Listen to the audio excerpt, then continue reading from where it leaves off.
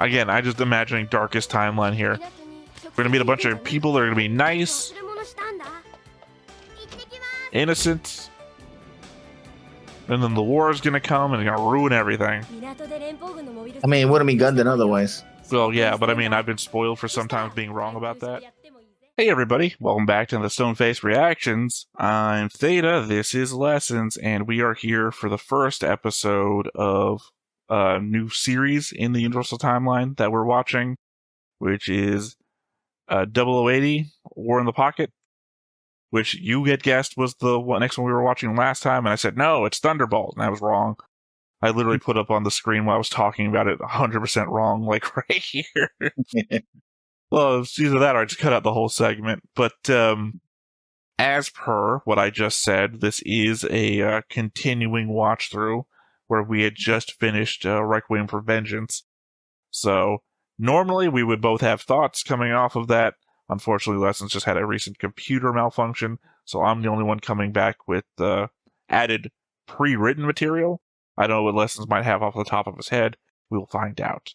Either way, though, we do come into this with comments, a board pre-existing, and notes from me, at the very least.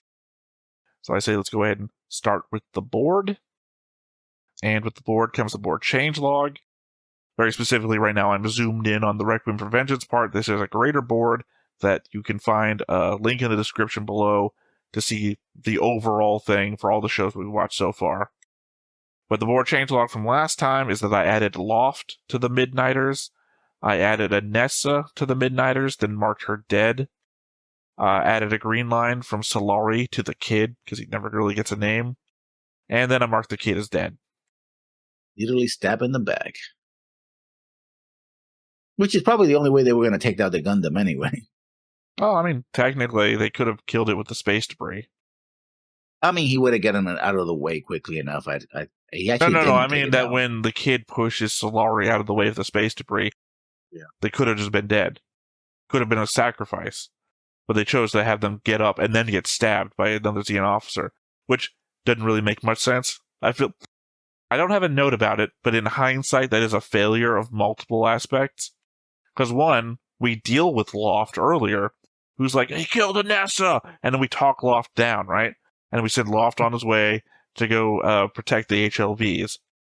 Yeah. Then the kid pushes Solari out of the way once Solari finally gets through to him, and then the thing comes down on him. But he's fine, gets up after that.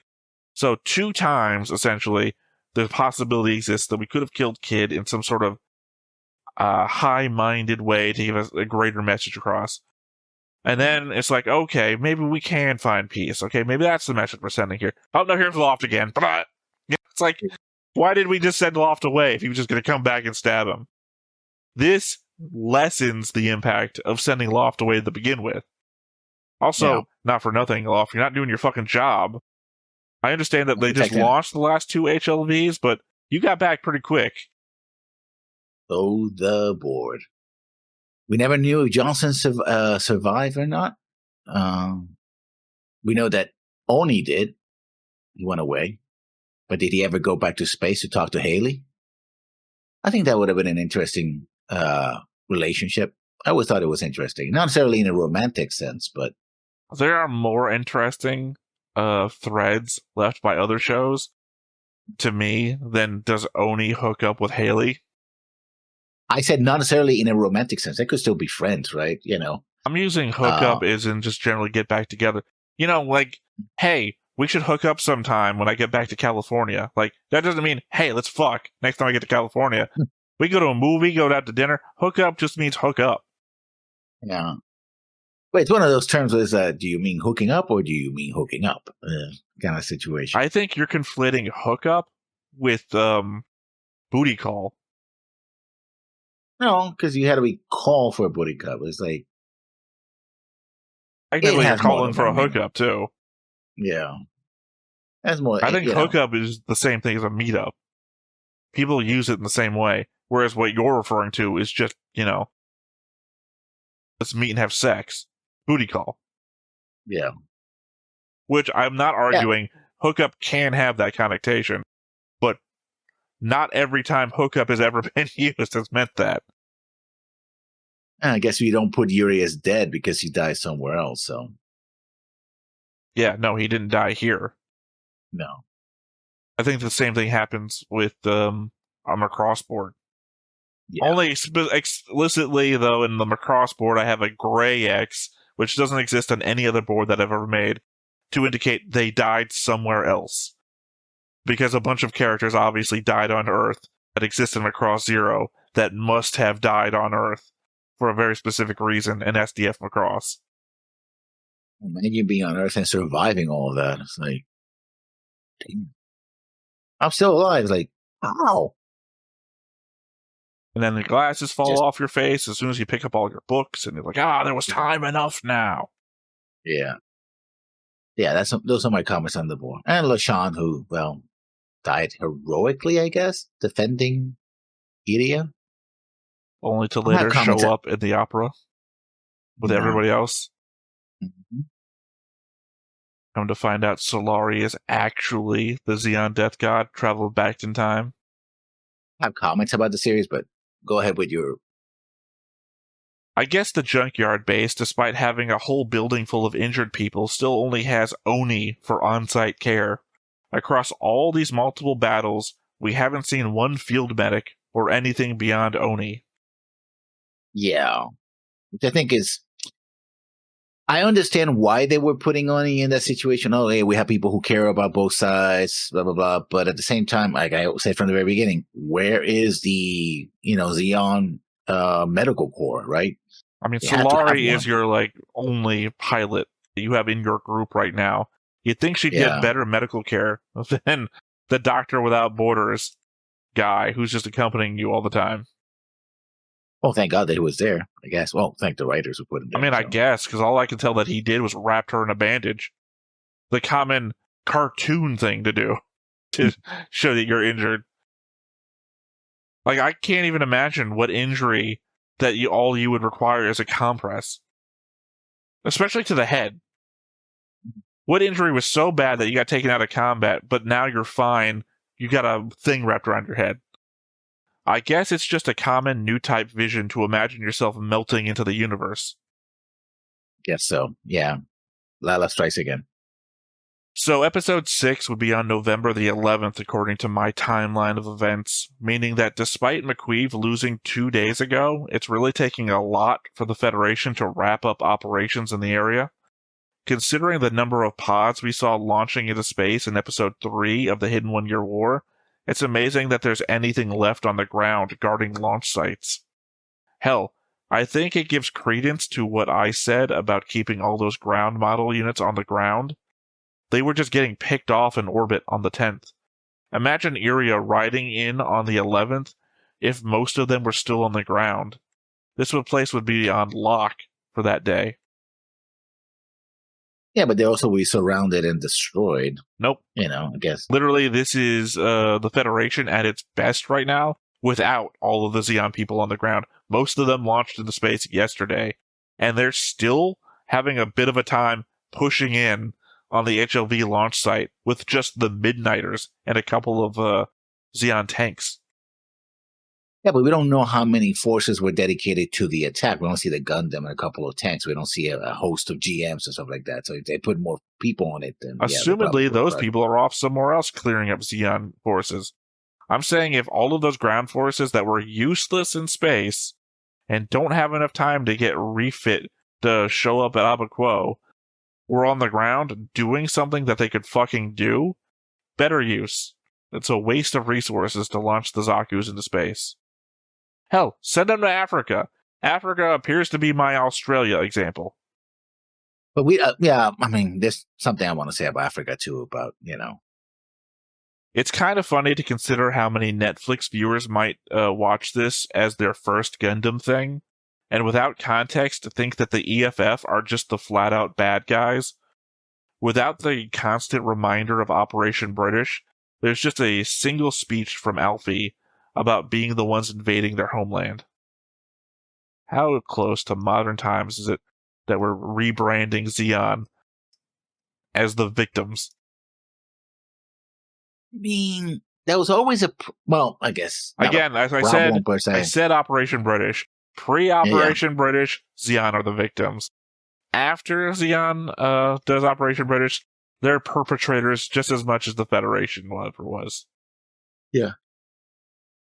You cross certain lines, that's true. Well, I mean, you also have to admit that Zeon, the Federation committed war crimes before Zeon did. Yeah. I mean, Zeon committed arguably committed the greater war crime. Killing half of humanity is pretty damn bad, but the Federation forced immigration into space, which is a war crime too. Forcing an entire population to go where they don't want to go. To the point where they're crying about getting back. Even we'd rather be deposited in this war zone than stay here anymore. And who the hell can tell how many people that involves? I mean, we know the population in these colonies is in the millions, so... Well, no, I'm talking about it because it was generations back. It started generations back, rather. So, the most ridiculous thing about Solari cutting the cannon shot in half is that it didn't maintain its forward momentum. It essentially almost immediately fell down in front of her after it got split. Hell, some of it rebounded away from her. You know, the bullet chop, essentially. Yeah. Yeah, it'd be like also, if you watch the samurai thing, if you ever watch the samurai, or I guess anyone who shoots a katana to prove that a katana can cut a bullet, and they just bolt a katana down and fire in a line, and the shots go, and they split off into a V shape. This doesn't do that. This is a high velocity round being fired, chops it in half, and to the ground. Completely lost all its momentum. If it's also high explosive, it should have detonated on impact, right? Technically, I think there might be something else at play when it regards to that, in that this is a heat axe that can stand up to a beam saber. So there might be more to it. Actually, it'd be worse because it actually would have set it off the propellant because it's pretty hot. So the moment that comes into contact, that's what it should have happened. I don't know that there is propellant. Oh, or the high explosive shell in the shell. I don't know. I don't particularly care about that part. I mean, obviously it matters to you because it's your half of the point. My half of the point is that the forward momentum, more so, if you're looking at it, half of it would have split off around her. The other half, her chest is fucking right here. She's in the cockpit. Would have killed her. Not even the explosion, because the explosion, these things are mobile suits. The mitigate would have been knocked back a little bit. Yeah, but it probably would have ruined the heat X. No, I'm saying that the thing should have hit her. It should have literally gone right through her. She should be dead. But it's not my point. I don't really care about that. It's ridiculous to me that it lost all momentum on impact.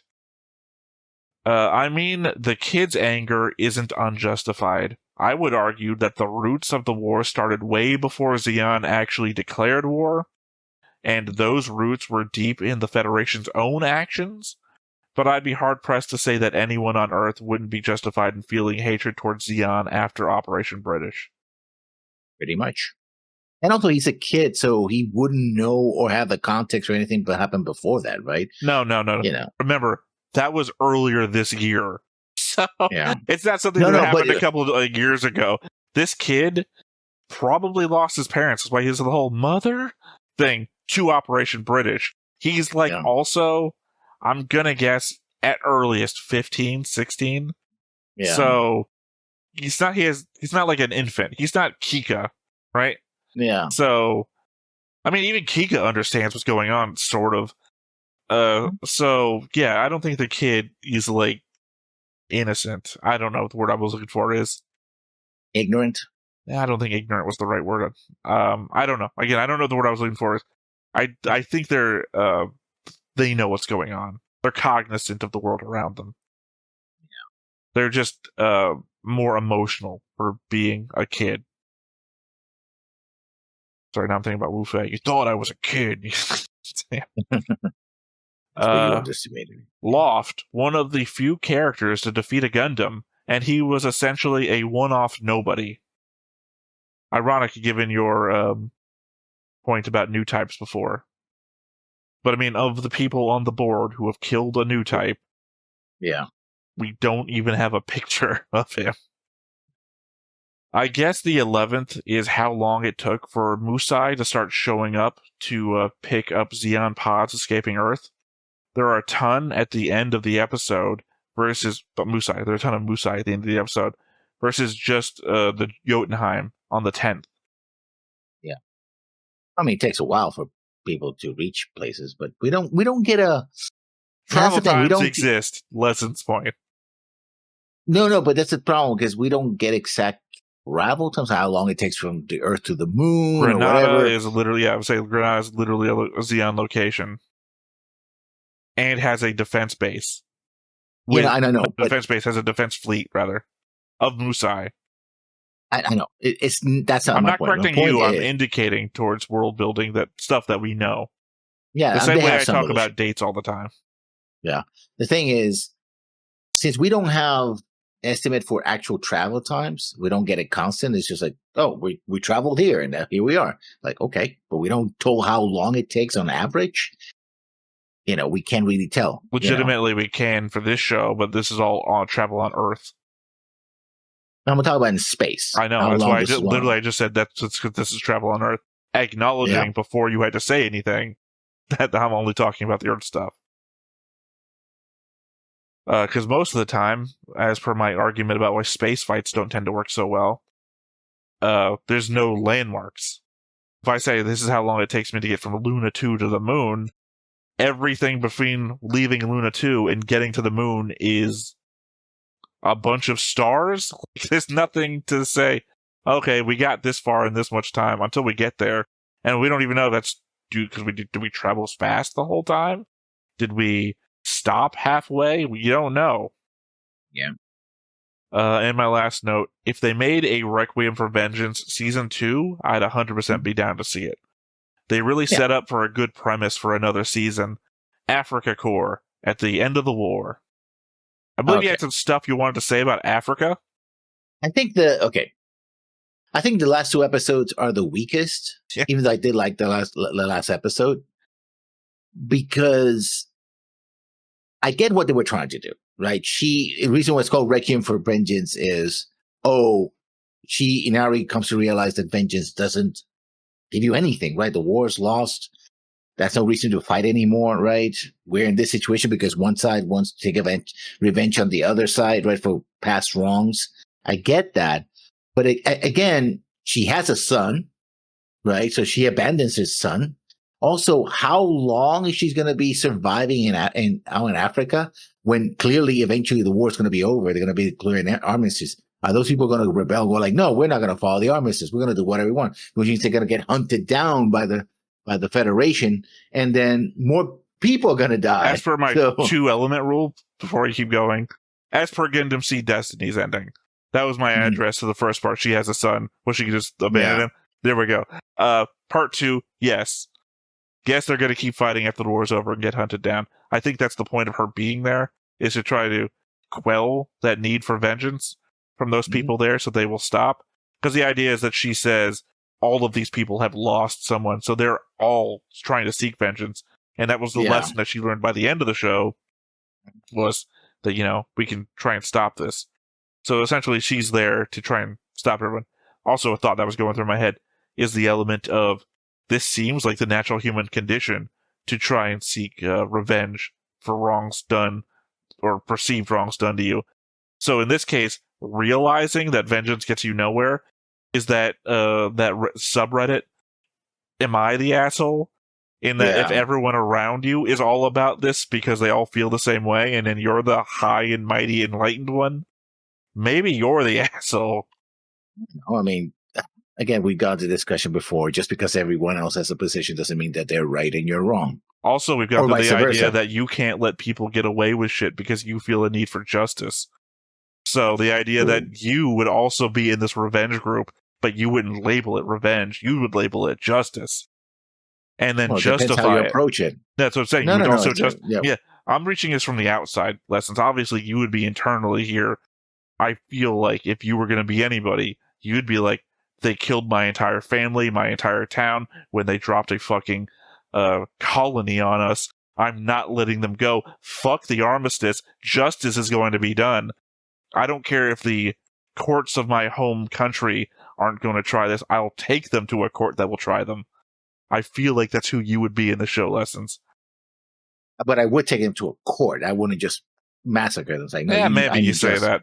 Maybe also you can find yourself at the end of the Lessons show, whatever the one we're drawing for ourselves here, where you find yourself there at the end and they're never going to be taken in and these people are going to get away with it. And god damn it, for all the events of the show you've been through so far, you're not going to let these assholes get away with it. They're the bad guys.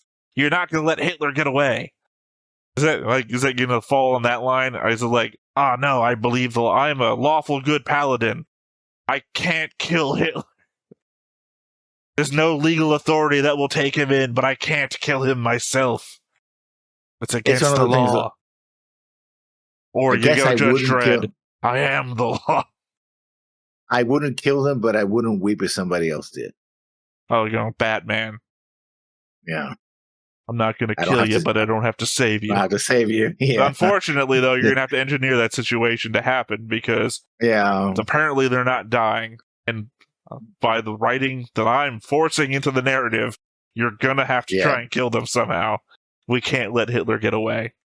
There's no Caecilia here to shoot him in the back of the head.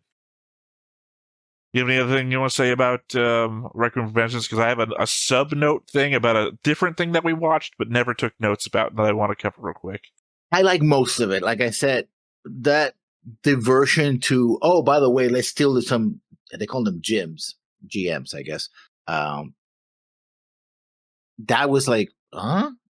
Okay.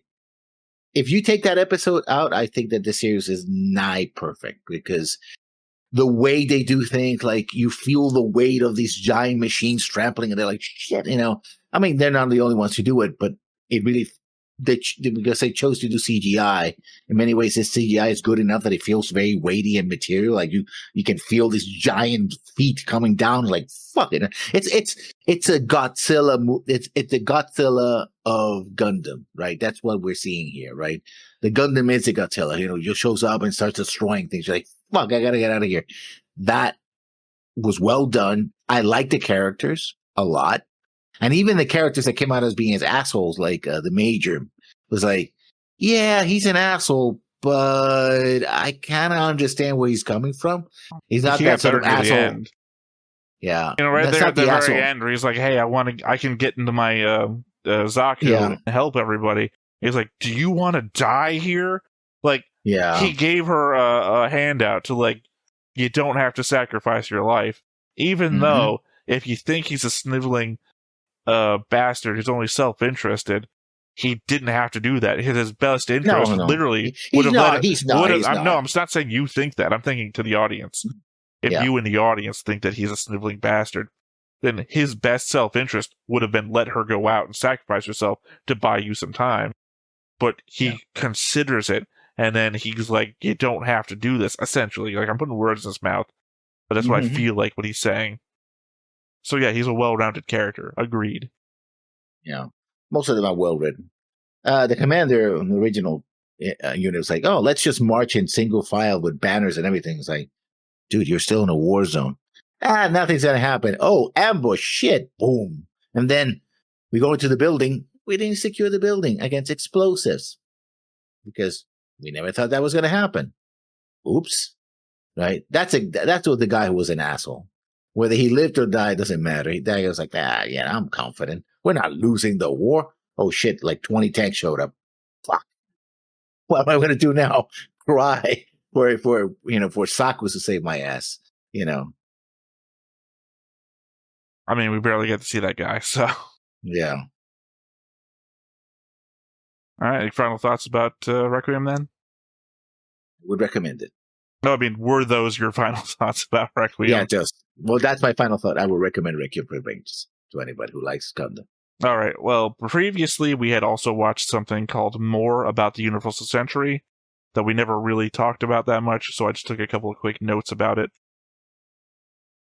because I wanted it at least covered, and maybe I'll keep these notes unlike my other notes that I typically delete. The Human Colonization Project. In the year 2045, the publicly held Colony Corporation, known as NGO, began the construction. marking the beginning of the Universal Century. So according to this, if it is indeed canon, 2045 is the beginning of the Universal Century.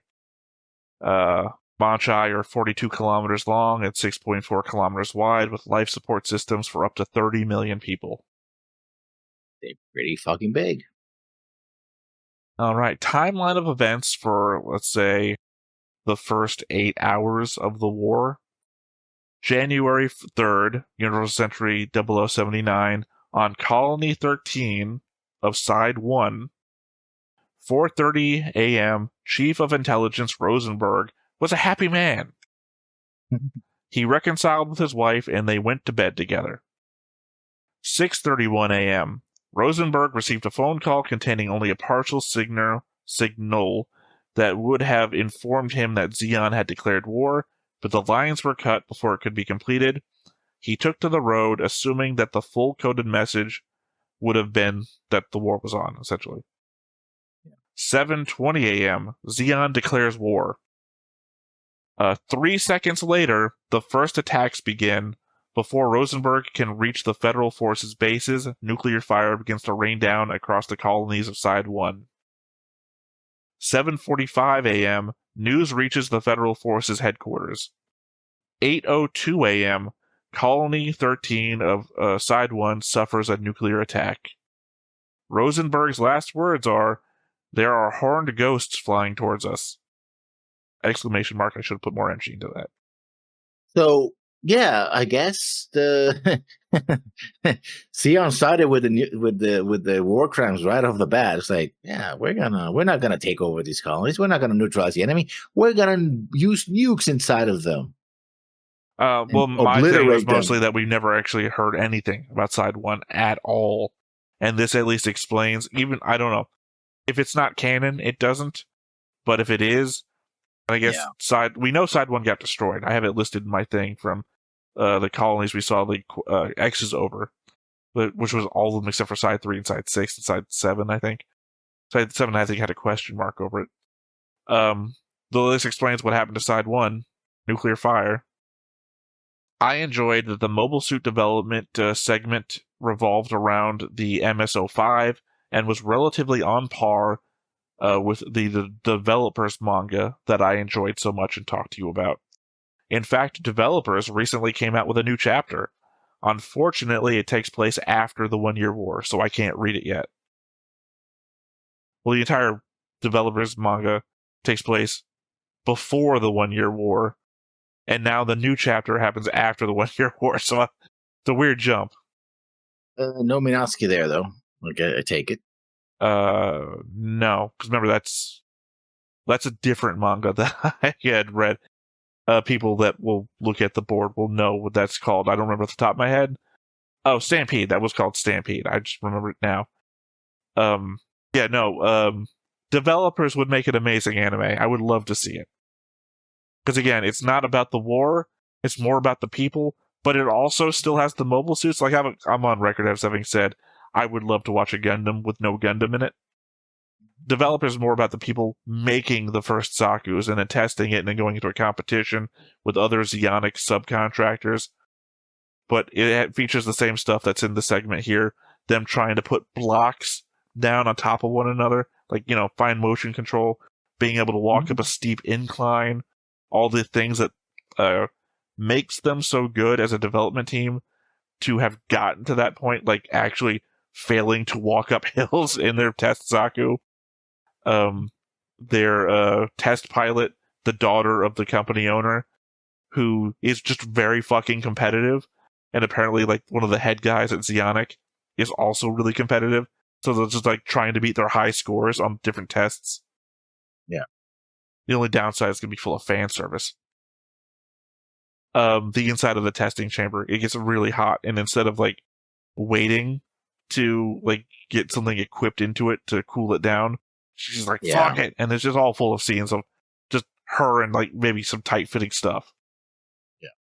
But apparently, I guess she's supposed to become, like, one of the ace pilots of Zeon at some point later on. She only appears in Developers and, like, some other manga series about the 1 Year War that's only about ace pilots. She's very Battletech.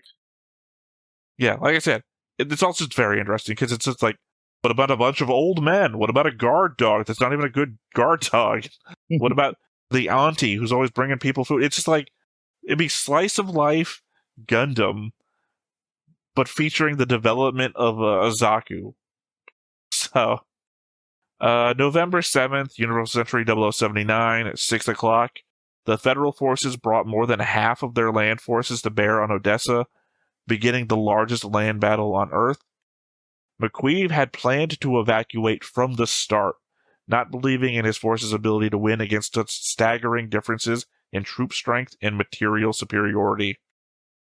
Zeon forces desperately held on, launching as many resources to space as possible during the Federal assault. McQueen's forces didn't hold out as long as he had hoped, leaving him with only 3 days to withdraw, which actually fits into the timeline, because that would be essentially, we'll lose 9th, on the 10th, and the 11th. Yeah, and the 11th is where we're seeing Requiem. So yeah. With the final HLV takeoff, McQueen stated that Zeon would have enough resources to fight for 6 more months. November 9th, sorry, I already prefaced that. That's November 7th. November 7th, 3 more days. I guess technically you might add the last one as the 11th. Whatever. November 9th, 1700 hours. Zanzibar takes off for the Zeon homeland. Most Zeon forces that remained surrendered to the Federation, as the Zeon ground forces were completely wiped out. I guess the last stand wouldn't have really worked. Well, it also implies that the people we see launch into space is less than the majority. September 18th, Universal Century 0079, when Zeon infiltrates Side 7 and attacks, one of the test pilots manages to get to the site of the Gundam and witnesses Amuro piloting. He's shocked by Amuro's recklessness, but survives to find out who Amuro was. Which is, I think okay. I only wrote down specifically survived to see who he was, because I think it mentions later he meets Amuro, but also specifically he thinks Amuro is reckless because he witnesses Amuro cutting the Gundam and causing the massive explosion. So it's worthwhile to note, it's worthwhile to note that he survives that explosion. And my last note here, the solar system was comprised of over 4 million 20-meter wide condenser mirrors. Damn. That's a lot. Technically, if you put them in one single row, it would be longer than a side. All right. Lastly, we have a comment from YouTube. Bruce Ingram from Mobile Suit Gundam Episode 43, Escape. Another Mobile Suit Gundam rewatch complete, and again, I think about finishing the novel version. Got partway through the second book years ago. Watched the show and movies many times, but still weird when beginning song from the movie doesn't play during the final scene. Like rewatching 00 in the final battle uses children singing Maria's song and not the first OP, like the end of special edition recap movies. Okay. Well, that said, that is everything from all of our previous stuff. Now we're moving into the new, also pretty short show, OVA, I should say, 0080 War in the Pocket. So I guess this is the time for you to be upfront with me. How much of this do you know already? If it is what I think it is, I know quite a bit. As per what everyone out there should know is that I'm coming into this blind on everything. So it always upsets me greatly when Lessons knows stuff. But I know bits and pieces. I don't know all the things. So there's a lot of... Because I started watching it years ago, but I never finished it. So, yeah. I have a lot of spaces in my memory that I don't know specifics of how they got from here to there and what happened. But, yeah. Well, it's been a long road. Yeah. Getting from there to here. Yeah, Enterprise gave us one gift at least. Love that song. Yeah, it's not bad. I mean, the only detractor is it just doesn't fit in with the rest of Star Trek opening music. All right, well, I guess that said, there's nothing to do but to hop on in and see and base our expectations off of episode 1. But before we get started, make sure that you hit the like button. Hit that subscribe button. Comment down below to feed that algorithm. on top of all that, if you want to watch more shows like this, Unfiltered. Uncensored. And uncut. as well as some early access stuff, You can check it out over on the Patreon. It's just $5 a month, but hey, no pressure. There's zero pressure in order to do that. It's just a little bit of extra support, and it would be greatly appreciated. Sorry, I almost expected to hear the 8th MS theme song. Yeah. We're officially out of UC 79. No, technically this takes place in 0079. Yeah. Well, it says 80, but We are literally in chronological order. It would make no sense to start watching something that's already in 0080. I'd be very disappointed if we're starting underwater. As per, I hate fucking underwater stuff.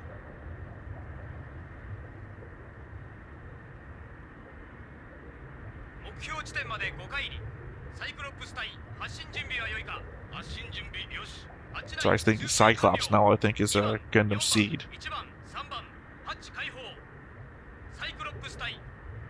that's a cool sub. Sorry, I think my vision became coated in Vaseline.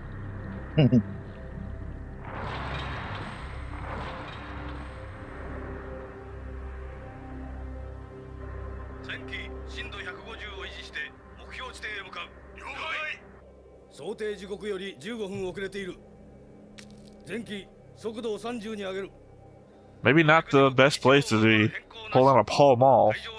Yeah. Well, that's water because even getting drunk in the middle of a battle is Rambo. Sorry, was that a Playboy or a Playgirl? Playboy. Well, yeah. Playboy. It was a Playboy. I was laughing originally because it was like old rugged sailor man was one of the pilots. How convenient. There's a hole there. I would say that very few of these guys actually look like they're from Xeon. Welcome to the land that time forgot. Actually, now I think about it, this is how they get into the land that time forgot. Hole in the Antarctic, beneath the surface. The animation is great, by the way.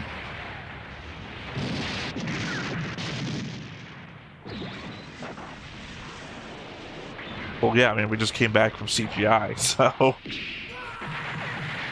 we keep going back and forth. Unit, Doctor Who is here.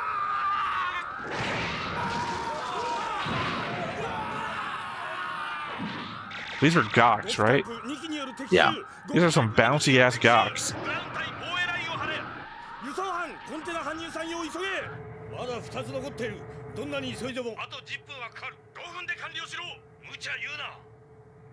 I already forgot for a moment that this was made in 98, so I was about to make a comment about how 90s animation this feels.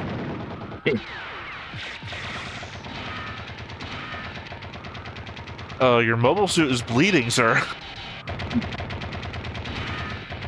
Oh, that's a big old fuck up, isn't it? Broke your hand and shot yourself. Why do the GMs have, like, submachine guns? I might be changing my mind on the Gok. I told you the GOG was nothing to laugh at. No, it is still laughable. It's fucking stupid looking. But it also has armor that I recall that the Gundam couldn't penetrate. Yeah, with the Normal silence, guns. with the gun. With the,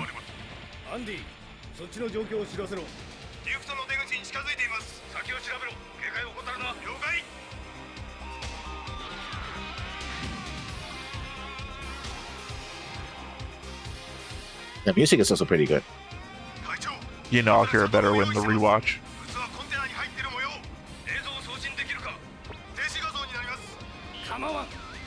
Not like the beginning of Stargazer without the flood.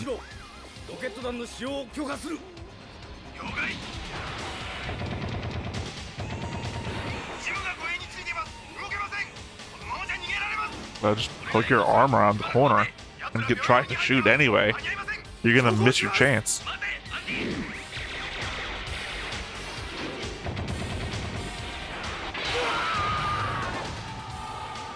Maybe they're not Goks. Oops.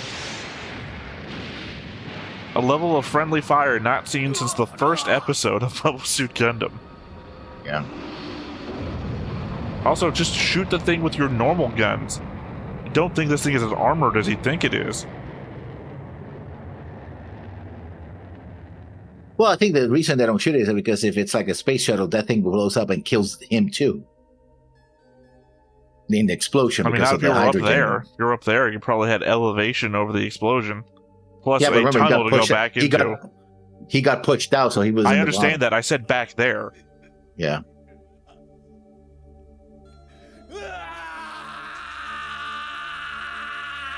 Sorry, are you the last two people on this base? Because otherwise, you probably should have stayed in the Gok. Yes, they killed everybody. I feel like a fucking Klingon every time I say the name. Yeah. Yeah. How many miles Zero. I'm going to say 0. I tell myself every day. Every time I look in the mirror. I say to my right hand every day.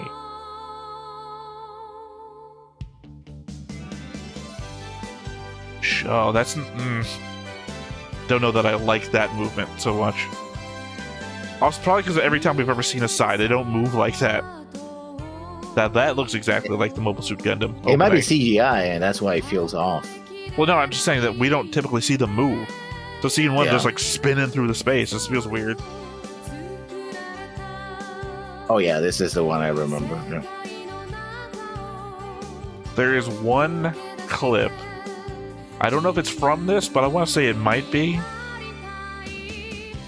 Where I constantly people show me like how horrible Gundam can be, with a woman getting basically crushed by a piece of ammunition. Don't confirm, by the way. Being crushed by a piece of ammunition, and it kind of feels like this art style. Also, this almost feels like Gunbuster to me for some reason. Separate this from the Gundam opening bit. Yeah, it does have a Gynex style, 1980s, early 90s. Ironic because we're watching G-Quux, which is Kira, the spiritual successor of Gynax.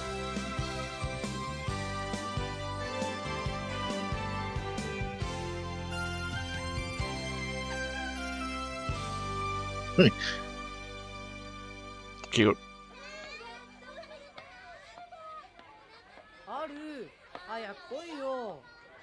Ah, cool. I love Hamburger Day.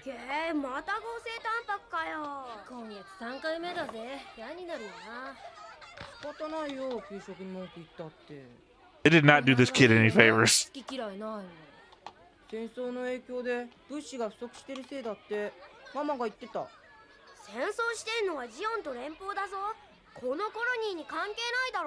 Are we on side 6 or are we just on a side we haven't seen before? I think we're in a side or a scene before. Wow. Okay. As I said, they're not doing this kid any favors.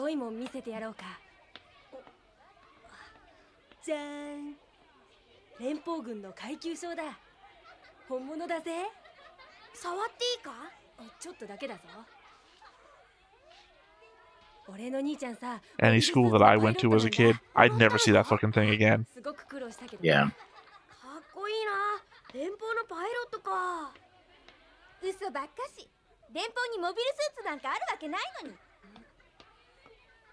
Well, I guess we know what day it is. Not day. Day. Date it is.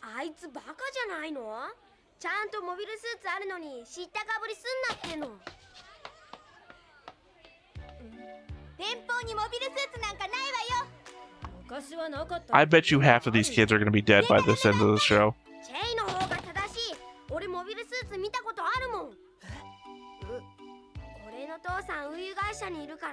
That's got to be the worst way to drink milk. Oh, never mind. Worst way is going to be out of a bag.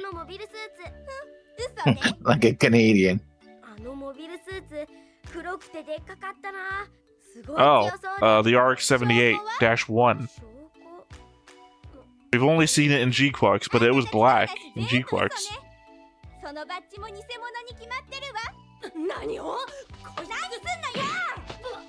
Ooh. Deserved. Don't lay your hand on a girl who didn't want you to. Yeah.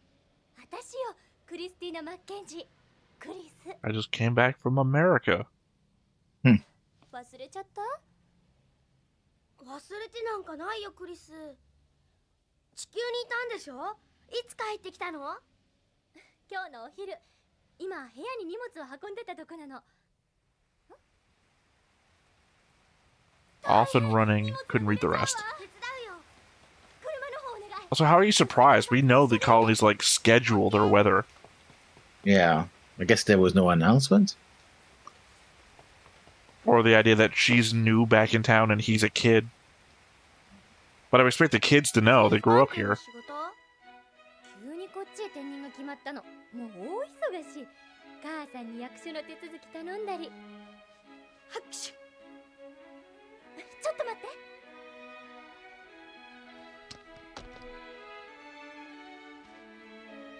Oh, of course. I'm just thinking about all the redheads that we know in the show, and it's literally just Maharu and Matilda. It's like, that's not her. Never mind. I don't know what happened with Matilda. And Maharu. We never both of them. Yeah. Yeah. Oh. Well, that's she's a big English. cup. Mm. Well, I mean, they're Japanese, so they tea might and have worked with biscuits. tea. Yeah. It's also on fine china. And cardboard boxes. Which apparently are filled with enough stuff to hold the weight of sitting on them. Oh, literally next door. That's a big microwave. Casserole? Ish. Ish. I wouldn't be thanking you. I was like, oh man. Turds on the plate again.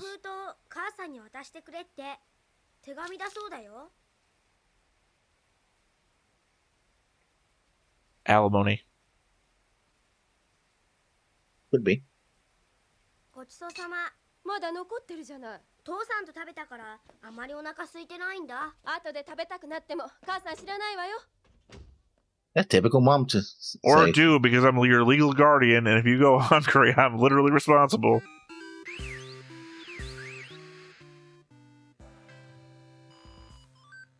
Docking crisis. Oh, Doom. It's Doom, basically. no, it's not Doom. There's literally a shooting game, literally in the early 90s. It's something Crisis, and I can't remember the name. Time Crisis. It's Time Crisis. 明日スポーツの授業でしょ。忘れないように今夜カバンに入れておきなさい。はい。宿題済ませたらすぐに寝るのよ。はい。今日は返事がいいのね。はい。はい。はい。 I legit just don't understand what his malaise is. はい。はい。はい。はい。はい。 I mean, it's not even that he's just going through. Yeah. What is his kid's problem? Then nothing exciting happens He's to him? literally going on adventures, breaking into, like, the Yeah, spaceport but and he doing didn't shit. get what he wanted. He wanted the information on it, and he couldn't get it. So now the other girls, it's going to be like, oh, I was right. You lied about it. I'm just saying, he's literally going on adventures and going against his mother's wishes already, beyond having the fantasy of shooting up his own hometown.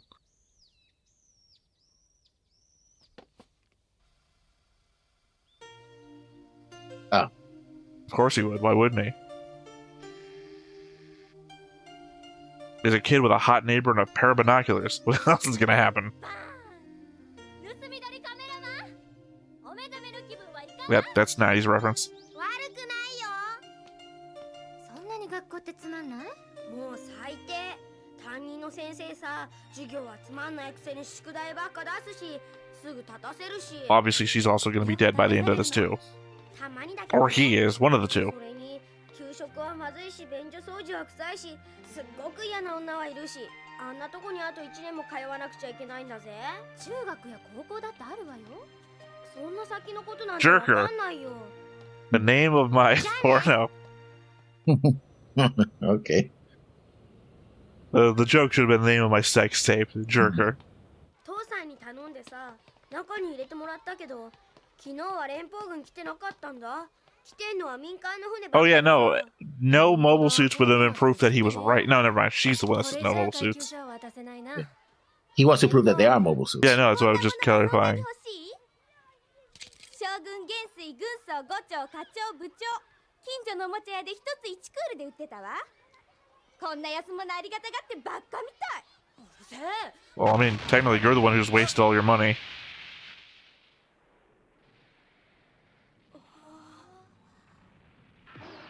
あそこ。連邦のモビルスーツだ。ジオンのよ。 One hopes, yeah.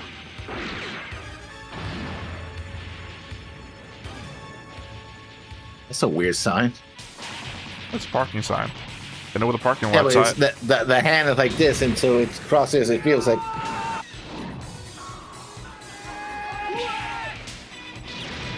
So a Dom and a Zaku versus a GM.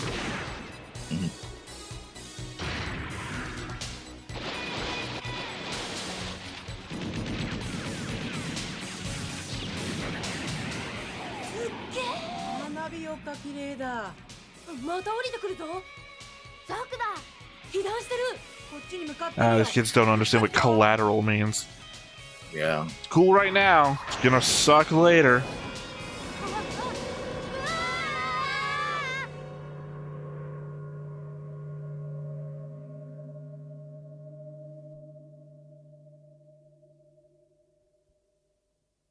Creepy.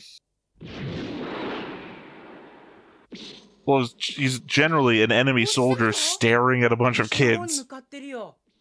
森林公園の方に行くなありゃ。おいある、どうすんだ。授業サボんのか。 There's a battle around you. I don't think class is gonna still. Well, I mean, Be a technically, they're at school, so it might be Yeah. the responsibility of the teachers to get all the Make students. sure that they. Yeah. This is not what you want happening.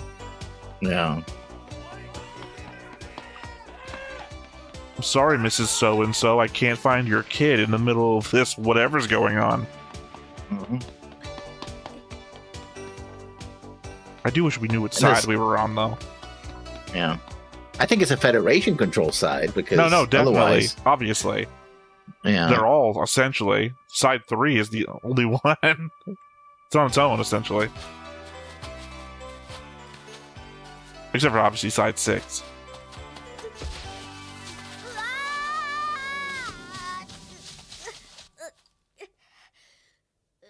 And then we found out what happened to Shin's family.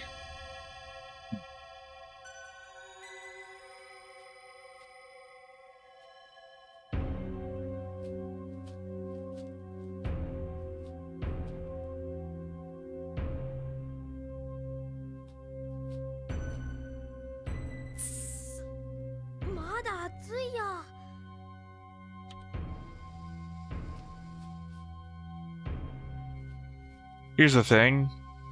This is not a normal, innocent kid. This is a weird kid. Yeah.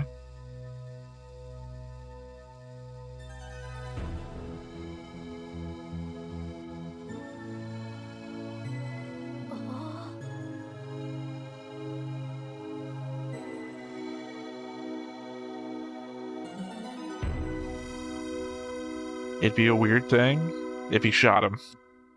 Yeah. No, I mean, like, introducing the character as the main character. And then get shot. Yeah, then get shot, and it turns out he was just our point of view character to let us get ingratiated with the side. And then having that guy be our main character and be like, well, I don't think we can have a child murderer as a main character, even for just 6 episodes. Mm-hmm. Also, I don't know what to take from this. They're gray shots, like, indicating that they're from the past. Mm-hmm.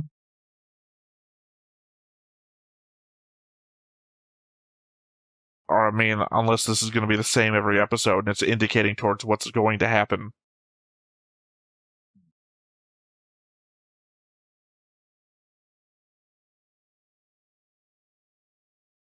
I mean, I don't know how to handle that. That feels more like what I would imagine from this kind of shots. This isn't going to make any goddamn sense to the YouTube side.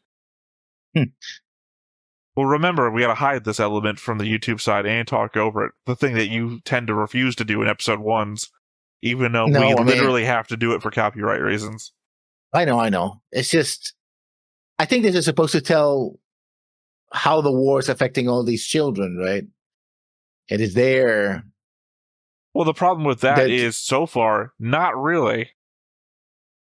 It's not really affecting them. Except for that one that was crying. Was that the same girl from school? No, that's Chris, isn't it? Yeah. No, it's too early to be Chris. She's like 20-something right now. Yeah. No, but how kids react to it. You know, some are excited because all the military stuff exciting. Other people I use that every New Year. Yeah. I've never seen it before, but I've used that image every New Year. Because it's the only Gundam where they probably sign that says Happy New Year. These kids are definitely going to be dead. Yeah. Well, no, they can't be. Never mind.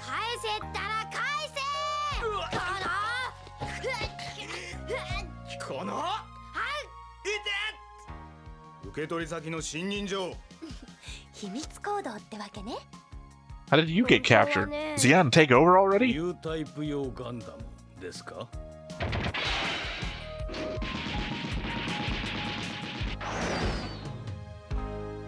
Okay.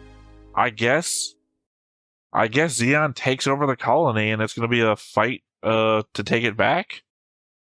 Yes. But the element... Here's the thing. Clearly nothing now can happen to the kids. You've established in the ending credits of your show that nothing's going to happen to the kids. I don't know. I mean, it could be that New Year is New Year 1979. No, they're wearing the war helmets and everything. They all seem to be decked out in everything that's happened.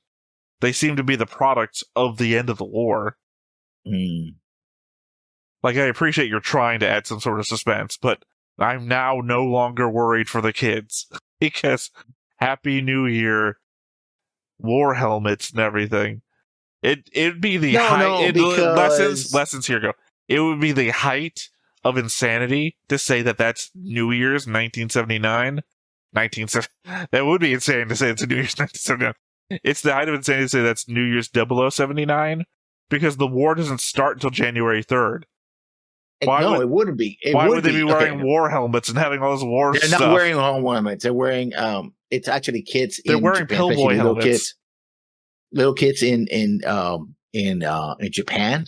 Not always, but often, depending if they go to trips and stuff like that, they wear yellow helmets on. So those could be it. It could be. I'm aware. I've seen cells at work before where all of the but I don't think those were those. Not helped by they wear yellow hats in a black and white picture. Because it could be that they're holding this banner. Oh, it's New Year before everything has happened. Like, this is the memory of how they were before shit hit the fan. I choose to believe that you're wrong. I'm obviously not going to know until I rewatch, which isn't going to happen like right now. So I choose to believe those were pillboy helmets. Anyway, this is the show I remembered, and oh boy, it's a thing. I mean, I've heard of it before. Obviously, I don't think... Well, this might be the thing I was talking about before. I don't know. I guess the art style would align. But, I mean, I've heard of it, like, disillusioned kid meets Zeon soldier, and something bad happens. But it's hard to, like, not get spoiled for a 6-episode OVA. But, literally, that's all I know. I, like, don't know what the twist is, but it's, like, seems fairly obvious that there's only 5 episodes left. We've got a Zaku, a kid who is really crazy, it seems like, about the war. And here's a guy who's literally in the midst of it. That soldier, and I guess I'm going to say impressionable, this kid. Yeah. So, he idolizes. I mean, he sees the war as, explosions and, it's not neat and all that. And what I would suggest, I think might happen. Not Ace Combat. Ace Combat 4? Skies Above Europa or something like that. Not Europa. size of they're made up countries. I don't know. That's it. How it is. Yeah. The one with the game that ends with the missile system made to shoot down incoming asteroid. You've got to take it out because the remnants of the evil country is going to use it to fire against across the world. Yeah. Because that one, the story is being told by somebody who is serving the staff or is serving the villains of the game at the place where their air base is at. So it's stories of your enemies from the perspective of some kid in the town. Mm-hmm. That's what that feels like. That's what we're going to get from here. Yeah.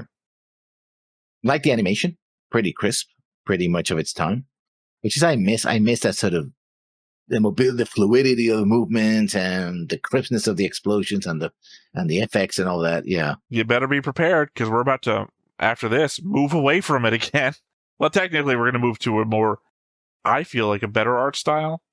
Like I like this, but what I understand is I heard Thunderbolts is a pretty amazing animation as well. But we're going to move away from it. Then we're going to move closer to it. Well, I don't know. Technically, I think we have an episode of Evolve after that. Yeah. But then we go to Zeta Gundam, I think, after that, which is going to be back to the 80s. And then after that, I think the very next thing after that is Double Zeta, which is then going to be moving closer. So technically, due to the fact that not a lot of stuff after the timeline stuff gets released, they go back to the 1 Year War a lot. But after that, it's going to be in normal chronology. So you're going to get closer and closer to the animation stuff you like. And then, invariably have to go past it because stuff, again, gets released after it. Nobody follows, apparently. People are enamored by the 1 Year War. Yeah. Or we get shows in alternate timelines anyway, so. Yeah, which we're covering in a different recording time slot. So yeah, 1 in the pocket, 1 not down, 5 to go. And I can't wait till one day when we're able to watch Turn A Gundam. Which technically I think is at the end of this, so technically I guess we'll end up watching Turn A Gundam before it actually where I'd responsibly like to. No, sorry, not Turn A Gundam. It is Turn A Gundam that I want to watch, but Gundam Build Fighters is the one I meant to say. Which Unicorn? Unicorn is not part of this timeline, is it? Yeah, I think it is. No, I'm talking about Build Fighters because Build Fighters references all of the Gundam shows. Oh yeah, the Domon Kashu is a character in Gundam Build Fighters, and there's other ones. I just know Domon Kashu specifically because I think we watched once a trailer for Build Fighters here. I think me and Griff did. I'm like, wait a second, that's Domon Kashu from G Gundam. It's like, what the hell's going on here? What is Build Fighters? The concept of what if Digimon, but with Gundam characters? Yeah, Gunplay, yeah. Yeah, well, no, I'm just meaning like the idea that I think I watched an episode or two. Other characters from other shows would appear in it. Yeah. Well, the thing is that you can. I know they're not actually the characters. It's the idea that if you and me were playing a game, and then suddenly I had Domon Kashu's voice in my ear, and I'd be like, Domon Kashu's telling me how to win. That sort of thing. Yeah. That's why I said Digimon. Like, if the Digidestined were Gundam Meisters. I think it's what they're calling Gundam. You put the model in the table, and the table reads it, and then you start. Depends. There's different generations of Gundam Build Fighters. But some of them are like VR, or not VR. AR? Like Sword Art Online. Like, you go into it. But then other ones are like what you were saying, put the gunpla on. Like amiibos. Yeah. Gundam amiibos. Mm-hmm. You have it. Yeah, a lot of talk about everything but this show. Yeah. The thing is, I'll say this here, well after everybody who's left the chat, essentially.